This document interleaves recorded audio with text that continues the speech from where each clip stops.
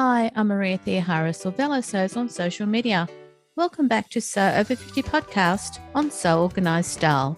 Stay listening. Sew Organised Style podcast acknowledges traditional owners of country throughout Australia. We pay our respects to Aboriginal and Torres Strait Islander cultures and to the elders past, present and emerging. Thanks for joining us on Sew Over 50 podcast on Sew Organised Style. Sew Over 50 intersects with all communities. We're a community that is so over ageism. Thanks for coming back, everyone.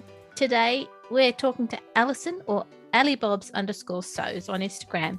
She's today's guest. She's a really good friend to many sewers, both locally and online. Hi, Alison. It's so good to see you again. Hi, lovely to see you too. I feel I should point out that I'm not over 50 yet, although obviously I know lots of the sewers who are, and actually find the Sew Over 50 posts on how to use Instagram actually quite useful, a bit embarrassing for a young person. I'm glad that you find the technical posts on Instagram that Sandy does and Judith does very useful. And I'm also really pleased that you've said that you're not 50 yet, because Sew Over 50 intersects with all communities. So, everybody is welcome to take part in the podcast, to take part in the conversations on Sew Over 50 on Instagram and all that sort of thing. So yeah, obviously with Sew Over 50, whether I feel closer to them than to the really young, trendy people just starting out on Instagram. It's all good. Now, I was looking at some of your personal achievements, and you had an article published in Threads magazine. So that was issue 212. On the last page of Threads, they have someone telling their story about what sewing means to them.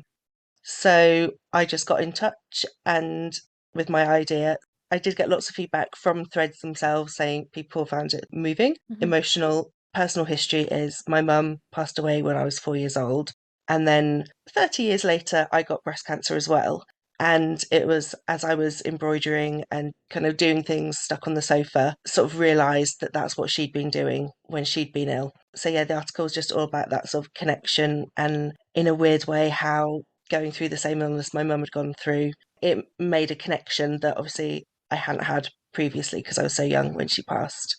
Embroidery as your connection with your mum during your own breast cancer treatment is such a strong bond to her. And so when you talk about the fact that you were doing embroidery, was that something that you learnt as a young girl, or was that something that you developed as you grew up? I think I'd learnt some embroidery when I was kind of a child. So my grandma taught me all my crafts. And then I'd kind of done little bits, but then as a young adult, sort of got more into it. And then, yeah, when I was diagnosed with cancer, basically just got the stitch dictionary, and that was just a way to fill time and working through all the different stitches that I could find. It sounds like you had something that gave you joy and built on memories that you now have and that you now cherish. I mean, some of it was just that kind of something to do, but I did do a few pieces directly linked to sort of cancer. So I made a vase, and each time I had treatment, I put a different flower in it.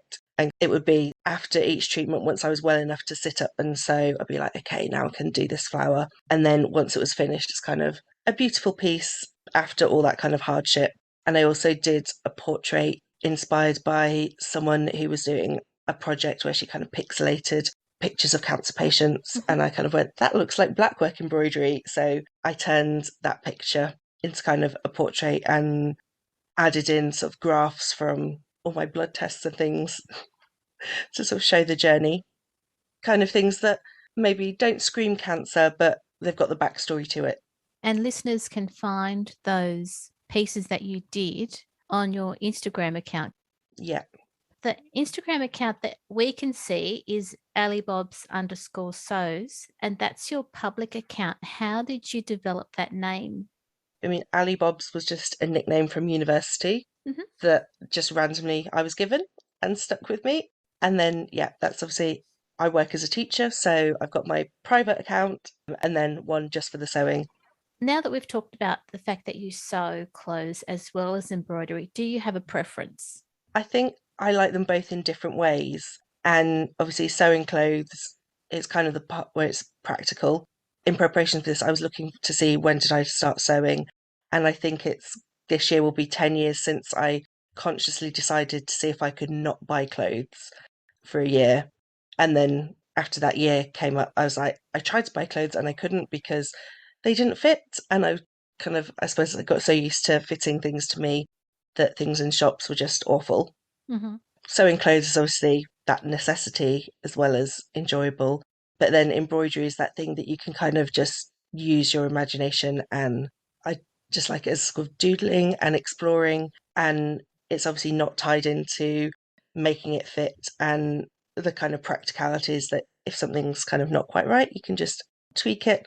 And it's just that thing to kind of be busy with your hands when you're watching TV, because I cannot just sit still and just watch a movie. I have to have something in my hands to fiddle with. I think a lot of people can identify with, having to have something in their hands while they're Mhm. doing other things.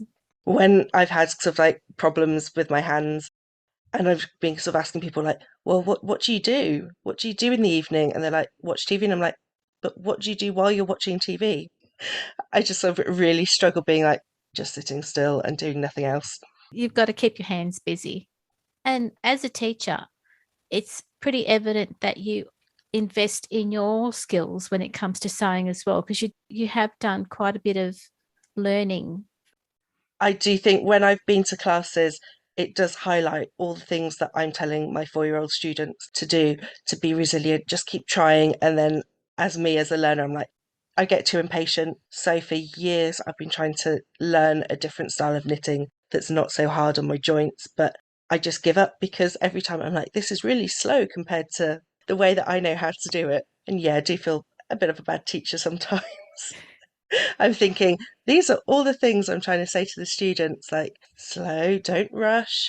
Whereas I know that my style is very much, I just desperate to get going. And then halfway through, I'm like, oh no, I shouldn't have done that. I should have checked that first. I think when I started learning to sew, it wasn't such a kind of cool thing to do. So Mm. there weren't as many opportunities. So I knew the basics. And then on Craftsy, I did some courses and took my sewing to the next level. And then there are some places in London where I did some sort of in-person courses as well. I guess trying to learn the proper techniques. So I did one course with a couple of people I knew from blogs, and we were all there going, yeah, we've just got the bad techniques that we've picked up from other sewing bloggers. Whereas the teacher was very much, this is the kind of proper way to do things. Well, it's And there were things that we knew how to do, but we didn't know the kind of technical terms for it. oh, okay. So things like, I guess on blogs, it was all about how people adjusted patterns, and some people, I guess, are just they kind of see what works and share it. So things we'd all picked up from each other and the blog world, and then going into the class and being like, oh no, this is kind of the official technical kind of sequence of doing things. And from the time that you started sewing to your sewing now, has your sewing preferences changed now that you've experienced cancer? I think some of the things that I've said, there's just been such a change in the sewing world that when I first learnt to sew and went to first ever meetups, you spot anyone on the tube because it was a quilted cotton fit and flare dress, and that's what everyone was making. Whereas I guess now all the indie sewing patterns, they're like real clothes, more fashion forward than the vintage. And I think just generally lifestyle changing, but post cancer, I think the things that kind of I'm wanting to sew are slightly different and are very much kind of comfort over style, definitely. There is, because of COVID, I was due to have another operation and that's been kind of delayed indefinitely. So there's part of me that's like, I don't want to sew really fitted, kind of Yep. woven things because what if things change? So very much it's kind of lots of knits or things that I know I can just kind of tweak the fit if things change slightly. So nothing with really kind of accurate darts and things that would look a bit strange if eventually have surgery and my shape changes slightly. And so you've gone from enjoying wearing wovens to wearing knits now. Yeah, I did always like knits. I suppose it's now they're predominantly more of my wardrobe. And I think partly I've just got a bit lazy, not wanting to kind of do all the adjustments and kind of try out the new patterns. So I have been working on a dress and I kind of going, oh, but I've had to make a toile and I've had to kind of just the thinking in kind of, Mhm. oh, which mark is the one that I've kind of decided that's the one to keep. Whereas a t-shirt, yeah, straightforward. You can just kind of tweak it a bit at the side and it's fine, nobody notices. So some of it is just that kind of being a bit lazy, or just acknowledging that, yeah, sometimes I'm just exhausted and I need a nice simple project to do.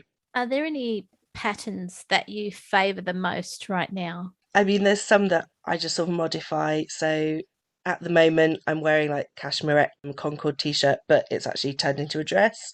So all these little hacks and things that, yeah, you're just having that one pattern that sort of fits really well. And then just depending on the mood, go, I'm just going to cut the neckline a V today. As I say, very much into kind of having the basic patterns just to know that it fits. I mean, even pre-cancer, still sort of had trouble kind of getting things to fit, and then just having to do that every time on a pattern. I think that just kind of takes some of the fun out of it for me. Mm-hmm. That I kind of go, yeah, I want sort of more of a quick fix. The last time that we met was shopping at Gold Hawk Road. Do you still go there? So obviously with COVID, not sort of been venturing that far, but there have been sort of occasions. Obviously, I go past there on the bus to get to my hospital, and I would kind of stop off on the way back, and that kind of sometimes that would sort of be the treat. I mean, the road has changed. There's quite a lot of new places since you last were there. Yep. But yeah, I think because with sort of COVID and sort of going, do I really need to travel that far? Yeah. It's not that far for me, but it's just that feeling of, should I be going on public transport or not? So I think I've just kind of got out of the habit and got more into online shopping. But yeah, I suppose need to get back into the bricks and mortar shops and support them. I agree. Alison, before we finish up, what advice do you offer people who are currently going through their cancer journey and who sew? Sewing and sort of pre-cancer, knowing my body and sort of how to make things fit. I think that sort of made it much easier to deal with different changes that were happening, and it not being such a big problem if something suddenly didn't fit, because I could just kind of tweak something a little bit, or when things were slightly asymmetrical, I could just tweak one side. I should confess that I do have a wrap dress, and after I had my reconstruction surgery where my stomach tissue was moved to my breasts, their front hems of dresses was kind of suddenly really long, and I do still have one dress. It's still safety pin. It's still safety pin. So that I did live in Appleton wrap dresses because they were just so comfortable, and there is one where the under wrap, I think it's still safety pinned up, but just I took out a little dart, and yeah, I'd never actually got around to sewing it, and that was fine. But I think it sort of really helped that I guess I understood how to sort of tweak things, so it wasn't me looking in the mirror at something that was really sort of baggy and unfitting. Or if I did, I knew that I could pinch a dart here or do some gathers. And it also just, I suppose, sewing just gave me more options, because I had a big struggle trying to find bras for post-surgery, and then being told, oh, they should be like front opening. I was like, they don't exist for my size. So even if it didn't look perfect, I could just chop something up and make something more functional. So I think, yeah, just having that understanding of how clothes work and how they fit just made it much easier, and I didn't have to feel like, oh no, my body's wrong. I could tweak the clothes to kind of whatever stage I was going through. And also I knew how to make secret pajamas, so I could look presentable, but I was literally in tracksuit for half a year. Yep. But to the outside eye, it looked like smarter trousers. And I think that's a really good message for people to hear, that if you are a sewist, you can make clothes work for you no matter what's happening with your body. Yeah. And then things where it can kind of take something in temporarily and then change it, tweak it later on, and just keep kind of adapting things so you don't have to kind of throw away your favourite fabric print. Alison, thank you for coming on to Sew Over 50's podcast to talk about your clothing, embroidery, and your cancer journey, and the advice that you've given sewers who are currently going through what you've been through. So thank you. That's okay. You're welcome. Thank you for inviting me. Oh, anytime. And it's good to see you again. Yes, great to see you too, and look forward to whenever we can travel internationally. Yes. And get to see people in real life again. That would be lovely. Thanks, Alison. Thank you. And have a lovely day, listeners. Listeners, if you want to be a guest editor about a topic that you wish to share with So Over 50 followers, make sure you direct message So Over 50 on Instagram. This episode of So Organised Style podcast for So Over 50 was produced by me, Maria Theoharis, with permission of Alison, sound by bensound.com. You can subscribe to So Organised Style podcast, spelled with an S, not a Z, on all good podcast apps. Make sure you go back and listen to our free So Over 50 podcast archive. And if you can, consider supporting the production of this podcast on Patreon. We look forward to joining you in your sewing room next time. Stay safe, everyone.